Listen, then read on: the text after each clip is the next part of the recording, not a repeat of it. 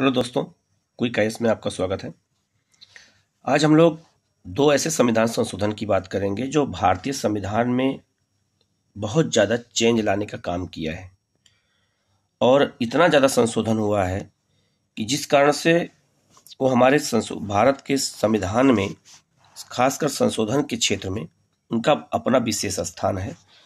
जिसमें एक पहला संशोधन है 42वां संविधान संशोधन 1976 और इसके विरोध में जो इसमें परिवर्तन किया गया, इसके विरोध में जो संशोधन हुआ वो था 44वां। तो 42वां संविधान संशोधन और 44वां संविधान संशोधन ये भारत की राजनीति में बहुत बड़ा महत्व रखते हैं और इनका क्या क्या प्रावधान किया गया, कैसे किया गया और क्यों किया गया, तो एक एक करके हम लोग बात कर लेते हैं। ध्यान दीजिएगा आप लोग। 42वां संविधान संशोधन तब किया गया था जब हमारे देश में राष्ट्रीय आपातकाल लागू किया गया था।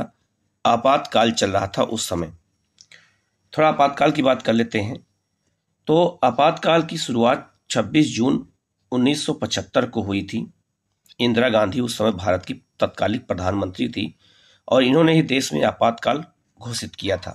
आपातकाल का जो टाइम पीरियड है वो 1975 से 1977 है। लेकिन हमारे देश में जो आपातकाल लगाया इंदिरा गांधी जी ने, वो आंतरिक अशांति के आधार पर लगाया गया, देश के अंदर लगाया गया। और जेल में लोकतंत्र, उस समय लोगों ने नारा लगाया था कि हमारा जो लोकतंत्र है वो जेल में है। और ये कब तक था? तो 26 जून 1975 से 21 मार्च 1977 तक 21 महीने तक जो है आपातकाल भारत में लागू था। उसी दौरान इंदिरा गांधी जी ने 42वां संविधान संशोधन किया और जब चुनाव हुआ तो जनता पार्टी की सरकार आ गई। तो जो संशोधन 42 में इंदिरा गांधी ने किया था उसका उलट दिया गया और 44वां किया गया। तो इसीलिए 42 और 44 दोनों काफी बड़े हो गए। लेकिन जो 42 संविधान संशोधन है वो आपातकाल के समय लागू हुआ था, यह बात आप लोग याद रखिएगा। और खासकर इंदिरा गांधी के समय वो संशोधन किए गए थे। देश में 3 बार आपातकाल लग चुका है। 1978 में भारत की चीन के साथ 78 में खत्म हुआ था उस समय। 1971 में भारत पाकिस्तान युद्ध के समय लगाया गया था आपातकाल, ये ठीक है। और जेलों में ठूसे गए लोग और जबरन हुआ नसबंदी, उस समय आपातकाल में ये भी एक बड़ी समस्या थी। जब इंदिरा गांधी ने आपातकाल लागू किया तो भारत में आंदोलन शुरू हो गया और पटना में संपूर्ण क्रांति की शुरुआत किया था जयप्रकाश नारायण ने। ये जयप्रकाश नारायण है, उनकी तस्वीर है यहाँ पे दिखाई गई है, जो बैठे हुए हैं। और ये उनके सारे कार्यकर्ता हैं, सारे समर्थक हैं जो इंदिरा गांधी के खिलाफ धरने पर बैठे हुए हैं। और उसी दौरान जब ये चल रही थी आपातकालीन व्यवस्था, उसी दौरान 42वां संविधान संशोधन किया गया है और संविधान में बहुत सारे चेंज किए गए। तो कौन कौन से चेंज किए गए, क्या किया गया, एक एक प्रावधान को हम लोग करके आगे बढ़ते हैं। देखिएगा, लिखा हुआ है कि इसके द्वारा संविधान में व्यापक परिवर्तन किया गया और बहुत सारे संशोधन किए गए। इसे लघु संविधान की संज्ञा दी जाती है। इतना ज्यादा संशोधन किया गया इसमें, इसीलिए इसे लघु संविधान की संज्ञा दी गई। क्या क्या संशोधन किया गया है, बहुत इंपॉर्टेंट है। तो पहला है, संविधान की प्रस्तावना में समाजवादी, पंथनिरपेक्ष और अखंडता शब्द जोड़े गए। आपसे एग्जाम में पूछा जाएगा कि भारत समाजवादी कब बना? तो 1976 में, जब हमारा देश आजाद हुआ था तो समाजवादी नहीं था। आपसे एग्जाम में ऐसे ही क्वेश्चन आएंगे। दूसरा है पंथनिरपेक्ष। हमारा देश पंथनिरपेक्ष कब बना? तो वही 1976। और अखंडता कब बना? अखंडता कब घोषित किया गया? तो 1976। तो जब हमारा देश आजाद हुआ था तो हमारा देश ना तो समाजवादी था, न तो पंथनिरपेक्ष था और ना ही उसमें अखंडता शब्द जोड़ा गया था। वो 42वां संविधान संशोधन के द्वारा 1976 में आपातकाल के दौरान जोड़ा गया। ठीक है, तो आप लोग ये पहला पॉइंट जरूर याद रखिएगा कि हमारी प्रस्तावना में 3 शब्द कौन कौन से जोड़े गए, ये बहुत इंपॉर्टेंट है। ठीक है। दूसरा है, इसके द्वारा संविधान में 10 मौलिक कर्तव्य जोड़े गए। स्वर्ण सिंह सब कमेटी जो बनी थी उसकी सिफारिश पर। और संविधान में एक भाग जोड़ा गया, भाग 4A, और एक अनुच्छेद जोड़ा गया 51A। 51A अनुच्छेद भी जोड़ा गया इसी संशोधन के द्वारा। और हमारे संविधान में 10 मौलिक कर्तव्य जोड़े गए और भाग 4A भी जोड़ा गया। ये भी एग्जाम में पूछा जा सकता है, एग्जाम में बहुत इंपॉर्टेंट है और एग्जामों में आता भी है, कई बार पूछा भी जा चुका है। इसके बाद तीसरा संशोधन क्या किया गया कि लोकसभा और राज्य की विधानसभाओं की अवधि को 5 साल से बढ़ाकर 6 वर्ष कर दिया गया। हमारे यहाँ देखा होगा कि हर 5 साल में लोकसभा का और 5 साल में विधानसभा का चुनाव होता है, लेकिन इंदिरा गांधी ने इमरजेंसी के दौरान इसको 5 साल से बढ़ाकर कितना कर दिया, 6 साल कर दिया, जो काफी महत्व रखता है। इसके बाद इसके द्वारा वन संपदा, शिक्षा, जनसंख्या नियंत्रण, न्यायालयों का गठन और संगठन आदि विषयों को राज्य सूची से निकालकर समवर्ती सूची में डाला गया। तो याद, अगर एग्जाम में आज पूछा जाए कि वन संपदा किस सूची में है, तो ये समवर्ती सूची में है। शिक्षा कहाँ है, तो समवर्ती सूची में। जनसंख्या नियंत्रण कहाँ है, समवर्ती सूची में। न्यायालय के गठन और संगठन आदि विषय को कहाँ रखा गया है, तो समवर्ती सूची में रखा गया है। पहले यह राज्य सूची का विषय था। तो 42वें संविधान संशोधन के द्वारा इन सारे विषयों को समवर्ती सूची में डाल दिया गया। ये व्यापक परिवर्तन किया गया। नेक्स्ट है, इस संशोधन के द्वारा इसके अंतर्गत यह निर्धारित किया गया कि राष्ट्रपति मंत्रिपरिषद और उसके प्रमुख प्रधानमंत्री की सलाह के अनुसार कार्य करेगा। ये बताया गया कि राष्ट्रपति मंत्रिपरिषद की ही सलाह पर, प्रधानमंत्री की सलाह पर ही काम करेगा, अन्यथा नहीं करा गया। ये भी संशोधन में प्रावधान को जोड़ा गया। इसके अलावा इसने संसद को राष्ट्र विरोधी गतिविधियों से निपटने के लिए कानून बनाने के अधिकार दिए और सर्वोच्चता स्थापित की गई। संसद को यह अधिकार दिया गया कि वो किसी चीज में कानून बनाने के लिए सर्वोच्च है और उसमें न्यायालय का हस्तक्षेप नहीं होगा। ठीक है। नेक्स्ट है, प्रशासनिक अधिकरणों और अन्य मामलों पर अधिकरण की व्यवस्था की गई। अनुच्छेद 14A भी जोड़ा गया है संविधान में। एक नया भाग भी संविधान में जोड़ा गया। इसके बाद 8वां प्रावधान क्या किया गया कि 1971 की जनगणना के आधार पर 2001 तक लोकसभा सीटों और राज्य विधानसभा सीटों को निश्चित किया गया कि जो है लोकसभा और राज्य की विधानसभाओं में सीटों में कोई परिवर्तन नहीं होगा और 1971 की जनगणना के आधार पर ही सीटों का आवंटन या निर्धारण किया जाएगा। ठीक है। इसके बाद सांविधिक संशोधन को न्यायिक जांच से बाहर कर दिया गया। अगर कोई संशोधन संसद करती है तो न्यायालय उसकी समीक्षा नहीं कर सकता, जांच नहीं कर सकता है। ये इंदिरा गांधी ने आपातकाल के दौरान कर दिया। इसके बाद न्यायिक समीक्षा रिट, न्यायालय में उच्चतम और उच्च न्यायालय की शक्ति में कटौती कर दी गई। जो रिट जारी किया जाता है उसमें भी कटौती की गई एक तरह से। इसके अलावा इस संशोधन के द्वारा नीति निर्देशक तत्व में 4 तत्व और जोड़े गए, 4 विषय और जोड़े गए। आर्टिकल में कौन कौन से, बहुत इंपॉर्टेंट है, यहीं पर इसको आप लोग नोट जरूर कर लीजिएगा, अच्छे से देख लीजिएगा 2-3 बार। पहला अनुच्छेद 39 बच्चों के स्वस्थ विकास के लिए अवसरों को सुनिश्चित करना। अनुच्छेद 39A जोड़ा गया, समान न्याय को बढ़ावा देने के लिए गरीबों को निःशुल्क कानूनी सहायता का प्रावधान किया गया। मोस्ट इंपॉर्टेंट पॉइंट है ये, आप लोग इसको जरूर नोट कर लीजिएगा। अनुच्छेद 43, ये 43 है, इसमें 3 नहीं रहेगा, इसमें आप लोग इसको मत लिखिएगा। 43 में क्या कहा गया, 43A में उद्योगों के प्रबंधन में श्रमिकों की भागीदारी को सुनिश्चित करने के लिए कदम उठाना, यह किया गया। इसके बाद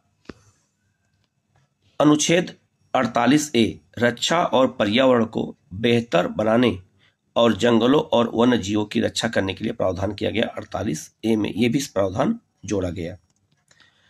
इसके बाद भारत के किसी एक भाग में राष्ट्रीय आपातकाल की घोषणा की जा सकती है, यह भी 42वें संविधान संशोधन के प्रावधान में शामिल किया गया। इसके अलावा 43 कहता है कि राज्य में राष्ट्रपति शासन के कार्यकाल में एक बार में 6 माह से 1 साल तक की बढ़ोतरी की जा सकती है। इसका मतलब यह हुआ कि राज्य में राष्ट्र प्रशासन के कार्यकाल में एक बार में 6 माह की अवधि से लेकर के 1 साल तक की बढ़ोतरी संभव है। इसके बाद है, केंद्र को किसी राज्य में कानून व्यवस्था बनाए रखने के लिए सेना भेजने की शक्ति दे दी गई। अगर मान लिया किसी राज्य में कानून व्यवस्था अच्छी नहीं है तो केंद्र सरकार वहां सेना भेज सकती है और वहां के प्रशासन को अपने हाथ में ले सकती है। यह भी प्रावधान इसमें किया गया। इसके अलावा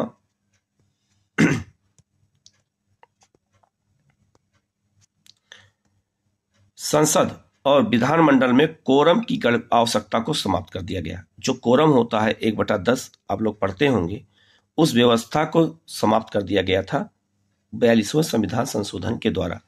और एक प्रावधान और जोड़ा गया कि अखिल भारतीय विधिक सेवा के निर्माण की व्यवस्था की गई कि पूरे भारत में एक विधिक सेवा होगी, विधिक सेवा के रूप में कार्य करेगी। इस व्यवस्था को भी जोड़ा गया था हमारे 42वें संविधान संशोधन के द्वारा।